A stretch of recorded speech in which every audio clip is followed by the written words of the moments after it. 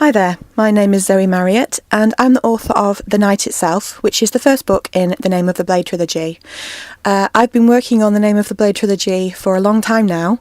It's my very first trilogy and my very first urban fantasy, and it basically combines a contemporary London setting with all the gods and monsters and mythology of ancient Japan. And to tell everyone a little bit more about what the book is about, I decided to enlist a gang of very special blogger friends of mine, and we put this video together, so I hope that you enjoy it. Thank you very much. I'd never been in there before because Dad said it was dangerous. It didn't look dangerous, but it was dark and cobwebby and unpleasantly cold after the bright sunshine outside. Oji-chan left me by the door while he waded through piles of boxes and broken furniture, and I stood very still, worried about what creepy crawlies might be on the floorboards. I was still barefoot and rubbed Goose pimply arms. "Got it," he whispered. He'd found a tatty old metal box covered in peeling white paint. The paint was streaked with dark, bubbling marks like burns. Long and thin, probably taller than me if it was stood on its end, the box had been shoved out of the way in the space under the sloping attic window. That's what we came all the way up here for? Oji-chan heaved it out, sending up clouds of dust that made him cough and sputter, but didn't stop him from using the pry bar to bust off the massive padlock holding the box closed.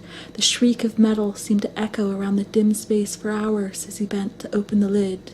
His tall, lean body went utterly still again for a moment. This was a different kind of stillness than before. I couldn't say how I knew that. I just did. Finally, Oji-chan let out a long sigh. He folded himself down into the space before the box and turned his head to beckon to me. All the tension I hadn't even really noticed before, was gone out of his face. Lines smoothed away, eyes lit up, not with laughter, but with something else that I didn't know the name for. He looked completely relaxed, happy. "Mio, come here, love. Come and see this."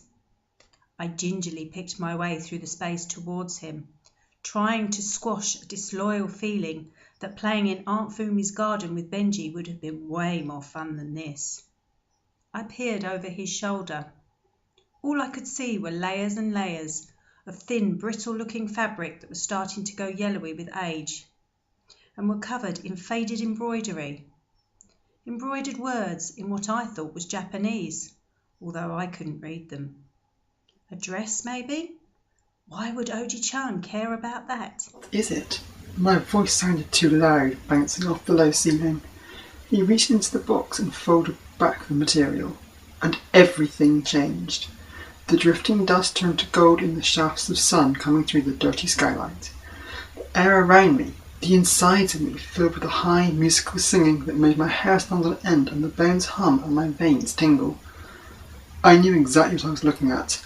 A Japanese longsword. Katana. "Do you like him?" Oji-chan asked. I nodded wordlessly, my heart stuttering so fast it was hard to breathe. "Would you like to hold him?" I nodded again. Oji-chan lifted the glittering black and gold shape from out of the box. He carefully eased the curving black sheath, covered with golden flowers, from the blade. "Careful now, Mio. He's heavy. That's right, both hands together." The sword should have been cold, but it wasn't. The black silk hilt wrappings were warm against my chilled palms as I closed my fingers around it. Warm as a living thing. "Oh," I sighed. It's beautiful." Beautiful wasn't the right word, but I didn't have the right word for what it was. The singing inside me reached out for the sword, and I could feel it respond, could feel the metal start to sing too, throwing the feeling back to me until my whole body resounded with it. Energy pulsed where my hands gripped the hilt, pulsed with the same rhythm as my heart. "He is yours, Mio," Oji-chan said. "Mine?" I felt like I had the time I'd pushed the roundabout too fast and gone flying off. Only this time, instead of landing with a hard, painful bump and skinning my elbows and knees, I'd carried on flying.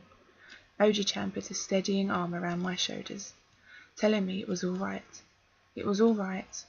It would pass in a minute, just breathe. "This sword has been in the Yamato family for 500 years, he said. His voice was barely a whisper, even though there was no one to overhear us. He has been passed from one Yamato heir to the next on their 16th birthday without fail, for nearly 10 generations. This sword is the greatest treasure and the greatest burden of our family. Treasure? Mum and Dad had taken me to see the crown jewels once. I would have swapped every pretty, glittery jewel in those glass cases for what I held in my hands now. But what was so amazing, I didn't have to, because this was ours. It belonged to us, to me, mine. Even with Oji-chan steadying me, even with the tip of the blade resting against the edge of the metal box, my arms were already trembling. My muscles burned, but I would not let go. We don't know everything about the sword, but we do have some stories that were passed down along with him. I will tell you those soon. For now, know that he is very powerful, that there are others, bad people, bad things who search for him. They must never, never find him. It is our honour to keep him safe. Our purpose. That is very important. He is the one who remembers, the one who endures, the one who is hidden. He must always be hidden.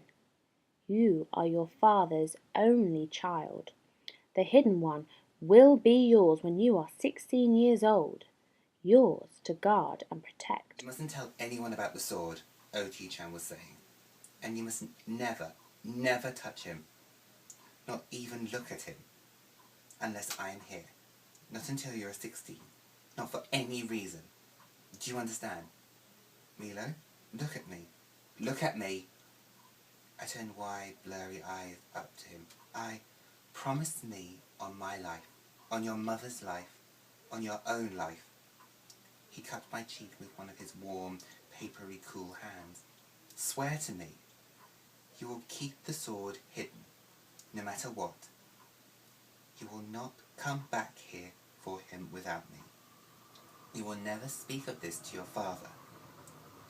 If you can keep that secret, he will be yours when you are 16.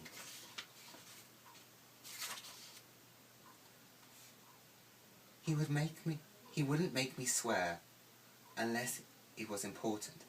If it was important, then I would have to do what he said. I promise. Oji-chan never did get to tell me his stories. He never got to take me back into the attic again. And I had the dream for the first time that night. There were times when I nearly forgot about that day. Bad stuff happened afterwards. Memories that I wanted to forget. It would have been easy to lump it all together and just let it fade away. But every time I was in danger of forgetting my grandfather's promise to me, every time the memory of our family secret, treasure, was beginning to blur and distort with time, the dream would come back. In these last 2 months before my 16th birthday, the dream had tormented and teased me until I felt like I was going crazy. The more I struggled to remember, the more easily it slipped away. But the dream made me remember those other things so clearly. My grandfather, his promise to me, the sword. Even though I'd not touched it since the day my grandfather showed it to me, not even dared to enter the attic on my own, let alone open the box, I still wanted it. The closer I got to my birthday, the stronger the wanting became. I knew it didn't make sense. I was scared of how irrational and powerful my feelings were. It was just some dusty old heirloom. Oji-chan was dead and no one else knew about it or cared. I shouldn't care. What if I marched up there right now? So what? No one would notice. I'd look at it for 5 minutes, then close the box and walk away again. It was a sword. Just an old sword. Why couldn't I stop thinking about it? Why couldn't I stop remembering that I was nearly 16 and it was supposed to be mine? When you want something that badly, all the cogs in your brain start working together to convince you that it's okay, sensible, even logical to take it. Then we got invited to Natalie DePaul's Christmas thing, and in the middle of arguing with Jack about costumes, suddenly there it was, the perfect costume and the excuse I needed to do the stupid thing I knew deep down I really shouldn't do. So that was why, half an hour after leaving Rachel in her mum's kitchen, Jack and I were both in our costumes, hair done, makeup on, sneaking upstairs to the attic.